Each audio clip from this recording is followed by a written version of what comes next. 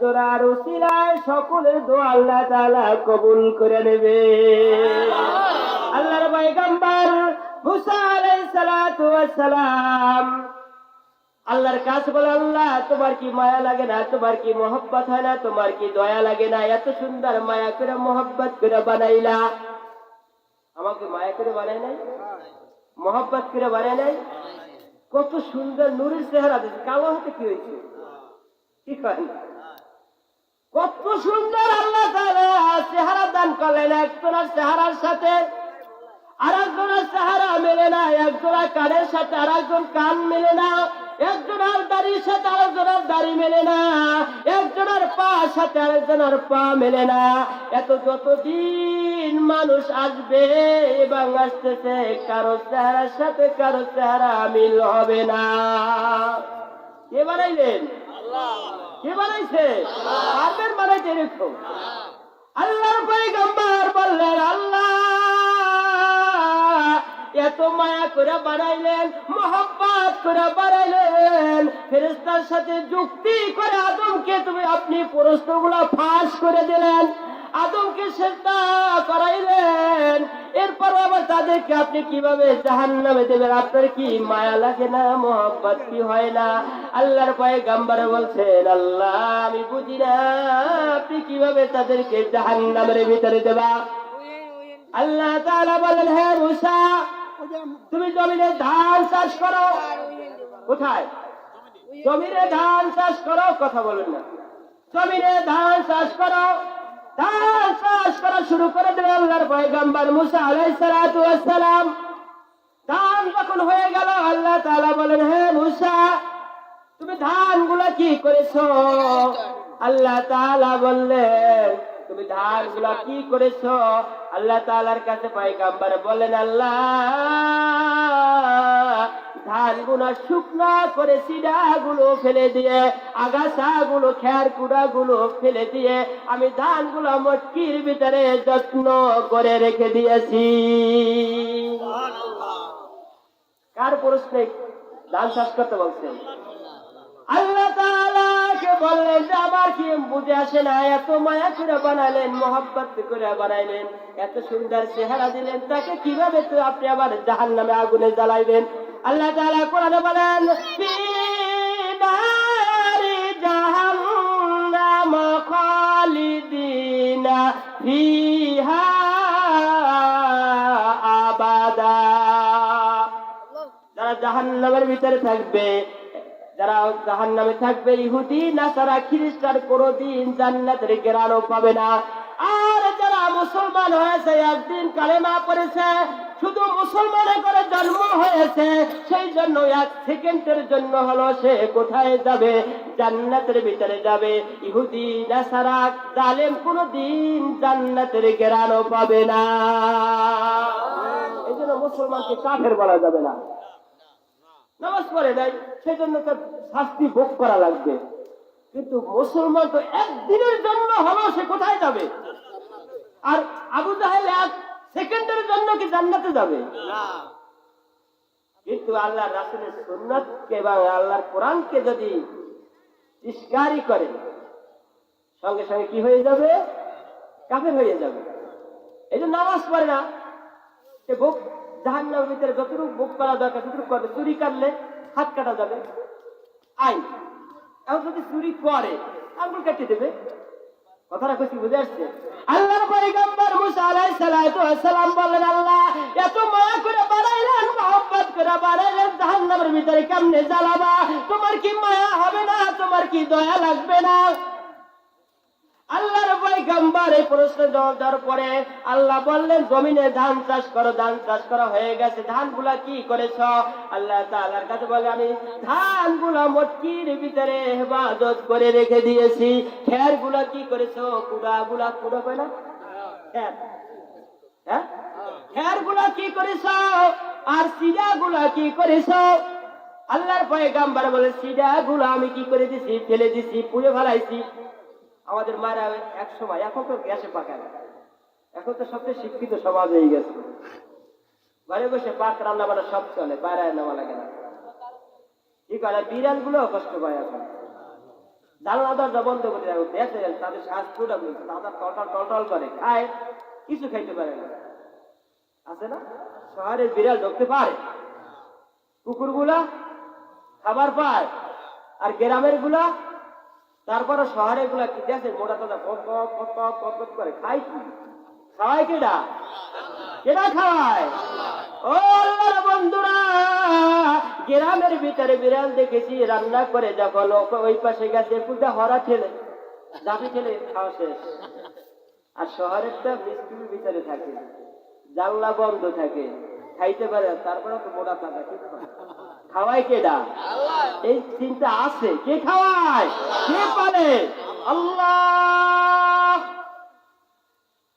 আল্লাহর পয়গম্বর এই কথা বলার পরে আল্লাহ তাআলা বললেন, চিটা গুলা কি করেছো? পুড়ে ফেলাইছি, ধান গুলা রেখেছি। আবার আল্লাহ তাআলা বললেন, হো মুসা,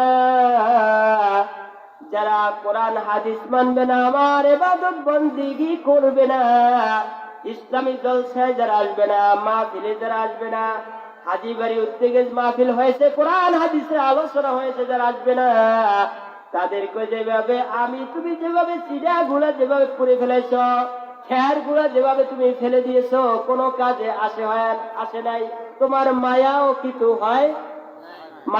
কিন্তু হয় নাই। চিড়া ফেলাই দিলে মায়া হয়? আরে এতগুলো চিড়া ফালা হয়েছে, রাখতে দিলে একদিনে বলছেন এরকম, আহারে খের গুলা তো ভালোই হয়েছে, রক্ত করে একদিনে বলছেন। আল্লাহ তাআলা বললেন, হে মুসা,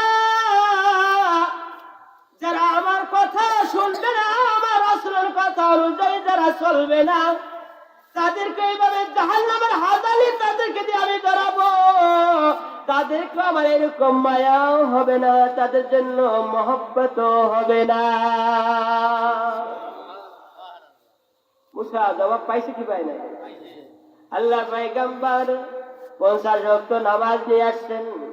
জমিনে আসার পরে সঙ্গে সঙ্গে পথের ভেতরে রওনা দিলেন। পথের ভেতরে রওনা দেওয়ার পরে এক বৃদ্ধ দেখতেছে, এরকম বুড়া মানুষ কাঁদতেছে, বলতেছে যে আপনি কাঁদেন কেন?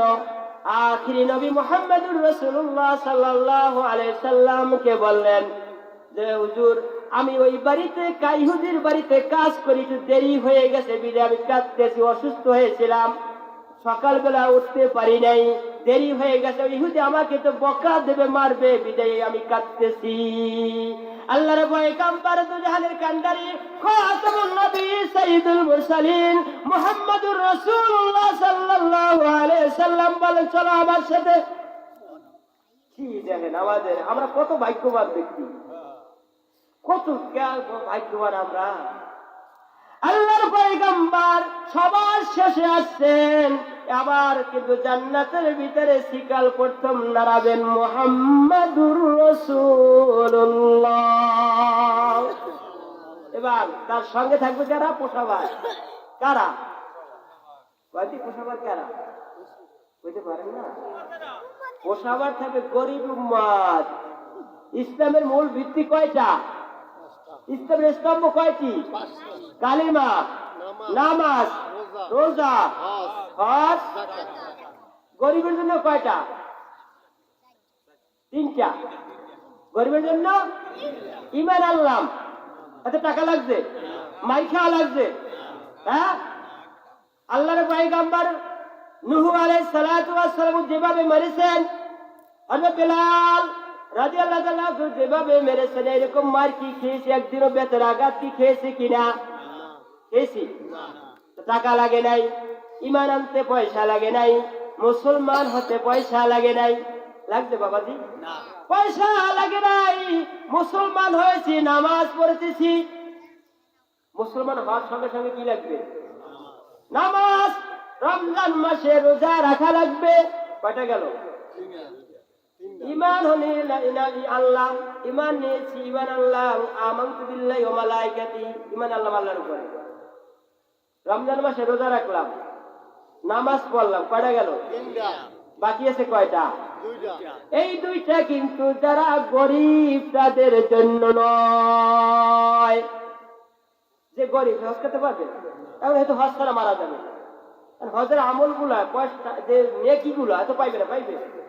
আল্লাহর পয়গম্বর দুজাহানের কান্ডারি কান্ডারি খাতামুন নবী সাইয়্যিদুল মুরসালিন মুহাম্মদুর রাসূলুল্লাহ সাল্লাল্লাহু আলাইহি সাল্লাম বলেছেন, যারা গরিব মানুষ কাল কিয়ামতের ময়দানে ও তো হজের আমল নিয়ে উঠতে পারবে না। এইজন্য পয়গম্বর বলেছেন, কারো ঘরের ভিতরে মা আছে, যার মা চেহারার দিকে নেক নজরে একবার তাকাবে, তার আমল নামায় একটা কবুলিয়তের হজ লেখা হবে। আমাকে মা নাই, এদিকে মাঝখানে অল্প কিছু বলছে, মা যে কি জিনিস। আল্লাহর পয়গম্বর দুজাহানের কান্ডারি খাতামুন নবী সাইয়্যিদুল মুরসালিন মুহাম্মদুর রাসূলুল্লাহ সাল্লাল্লাহু আলাইহি সাল্লাম বলেন, আল জান্নাতু তাহতা আকদামিল উম্মাহাত, মায়ের পদতলে সন্তানের জান্নাত। মা বাবাকে কষ্ট দিলে কিন্তু জান্নাতের কাছেও যাওয়া যাবে না। মা বাবা খেদমত করতে হবে। মা বাবার চেহারার দিকে যদি একবার নেক নজরে তাকাও, একটি কবুলিয়তের হজ তোমার আমল নামায় লেখা হবে।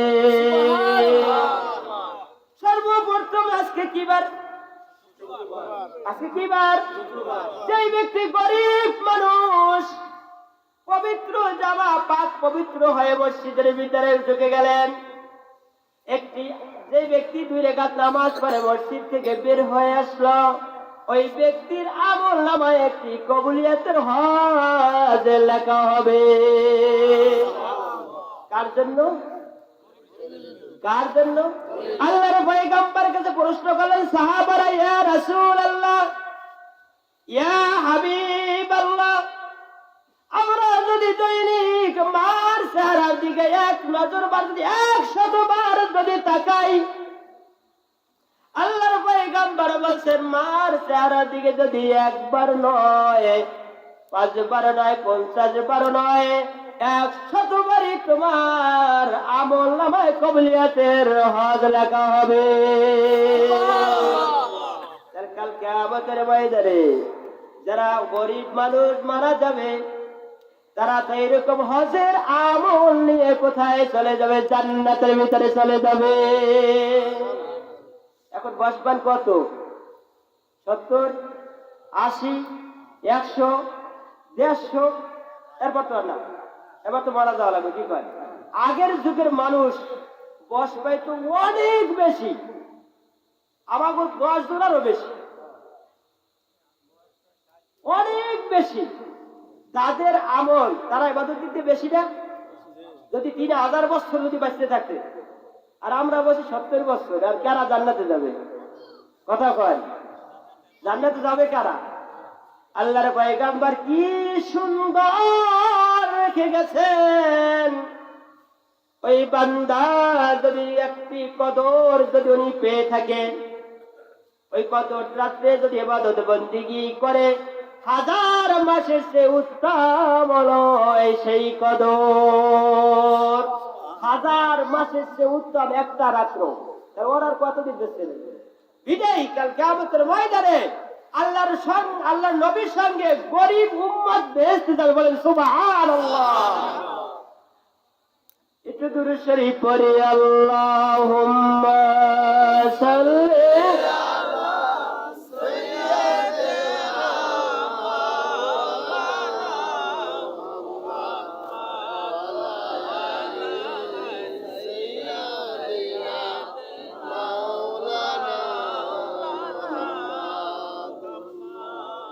আরো জোরে সরে মোহাব্বতে বলুন, আল্লাহুম্মা সাল্লি আলা সাইয়্যিদিনা। একটু সামনে আমাকে রাগ করছে, একটু জোরে সামনে গানে জোরে সরে পড়ুন, মাওলানা মুহাম্মাদ বানিশি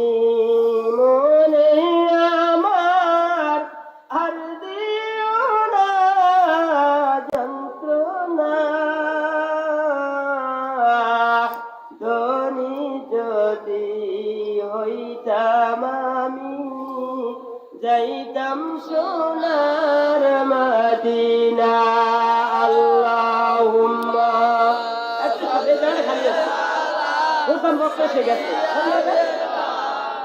মাওলানা মুহাম্মদ ওয়া আলা আলি সাইয়্যিদিনা বলতেছিলাম আল্লাহর পয়গম্বর মুহাম্মদুর রাসূলুল্লাহ সাল্লাল্লাহু আলাইহি ওয়াসাল্লাম সঙ্গে তার গরিব উম্মত গুলা জান্নাতে সঙ্গীত মেহমান হিসাবে থাকবেন এবং সর্বপ্রথম তাদেরকে নাস্তা খাওয়ানো হবে মাছের কলিজা দিয়া। মাছের কলিজা দিয়া রুটি খাওয়ানো হবে কাদেরকে? তাদের গরিব উম্মতকে। 500 বছর আগে গরিব উম্মত তার সঙ্গে জান্নাতে যাবে। যাইতে চান? তার সঙ্গে বসতে চান? লিল্লাহি তাকবীর। ইসলামের আলো, কোরআনের আলো, তাকবীর। আল্লাহ তাআলা আমাদের সকলকে কবুল করে বলেন আমিন। আল্লাহর পয়গম্বর মুহাম্মদুর রাসূলুল্লাহ সাল্লাল্লাহু আলাইহি সাল্লাম মেরাজ থেকে আসার পর থেকে এরকম কথা বলতেছেন। ইহুদির সাথে মনে আছে কিনা? ইহুদি বললেন, হুজুর আমার দেরি হয়ে গেছে, ঘুম থেকে উঠতে দেরি হয়ে গেছিল। আল্লাহর পয়গম্বর ইতিহাসে সাক্ষী দেয় এক বুড়ির পোলটা মাথায় নিয়ে তার গন্তব্যস্থানে গিয়েছিলেন। তিনি হলেন মুহাম্মদুর। ইহুদির বাড়িতে চলে গেলেন। ইহুদির বাড়িতে যে বললেন, এই লোকটা আপনার বাড়িতে কাজ করে দেরি হয়ে গেছে, বিদায় যতটুকু সময় দেরি হয়ে গেছে অতটুকু কাজটুকু আমি আপনাদের কি করে দেব। সঙ্গে সঙ্গে ইহুদি বললেন, আপনি আজকে রাত্রে নাকি মেরাজে গেছেন কিনা? সুবহানাল্লাহ। এক ইহুদি সে বললে যে আজকে রাত্রে আপনি মেরাজে গেছিলেন। এখন আল্লাহর পয়গম্বর বললেন, আমি কারো কাছে তো বললাম না, এই খবর জানলো কিভাবে? অবাক হয়ে গেলেন। বললেন, তাওরাত কিতাবের ভিতরে আছে এক ইহুদির বাড়িতে এক যুবককে সাহায্য করার জন্য আসবে, মেরাজ করে আসবে, দেরি হয়ে যাবে বিদায়। তাওরাত কিতাব পেয়েছি, আপনি মনে হয় মুহাম্মদুর রাসূলুল্লাহ সাল্লাল্লাহু আলাইহি সাল্লাম। আল্লাহর নবী সঙ্গে সঙ্গে বললেন, হ্যাঁ আমি আজকের রাত্রে মেরাজ থেকে আসলাম। সঙ্গে সঙ্গে ইহুদি বললেন, ইয়া রাসূলুল্লাহ, হে ইয়া হাবিবাল্লাহ, আপনি আমাকেও কলেমা পড়াইয়া মুসলমান বানাইয়া দেন।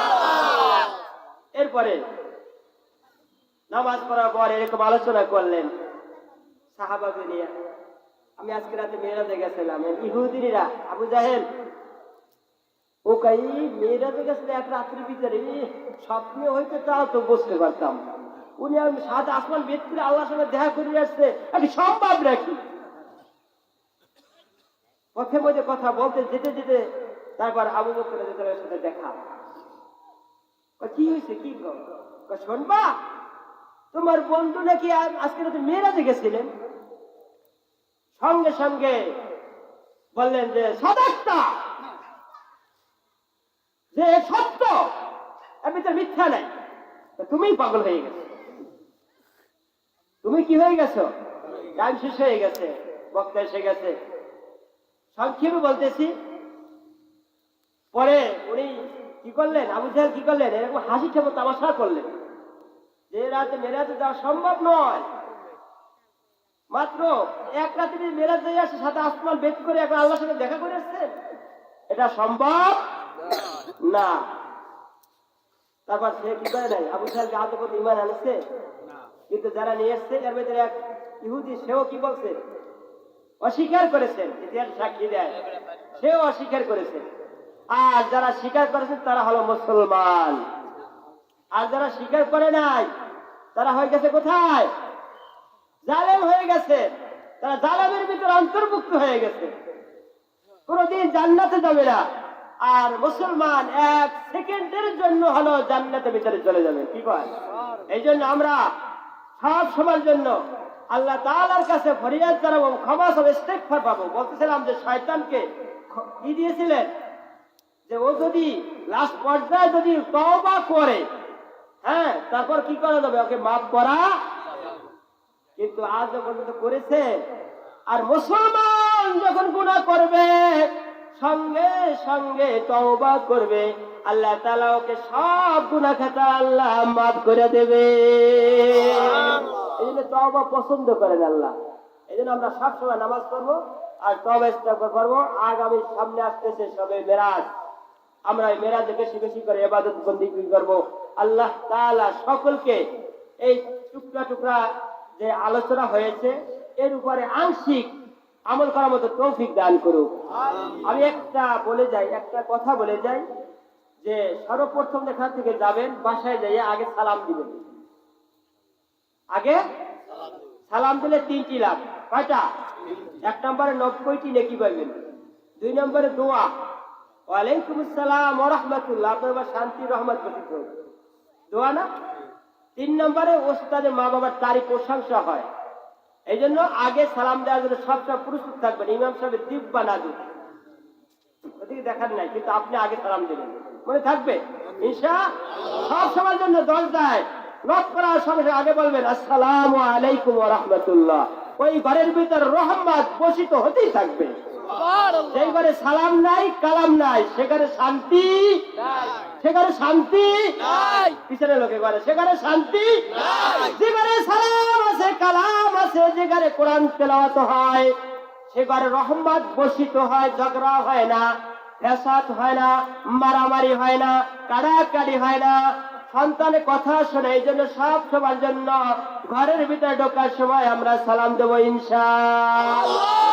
আসসালামু আলাইকুম বন্ধুরা, আসসালামু আলাইকুম ওয়া ওয়া রাহমাতুল্লাহি ওয়া বারাকাতুহু। আমাদের ভিডিওটি যদি ভালো লেগে থাকে তাহলে চ্যানেলটি সাবস্ক্রাইব করুন,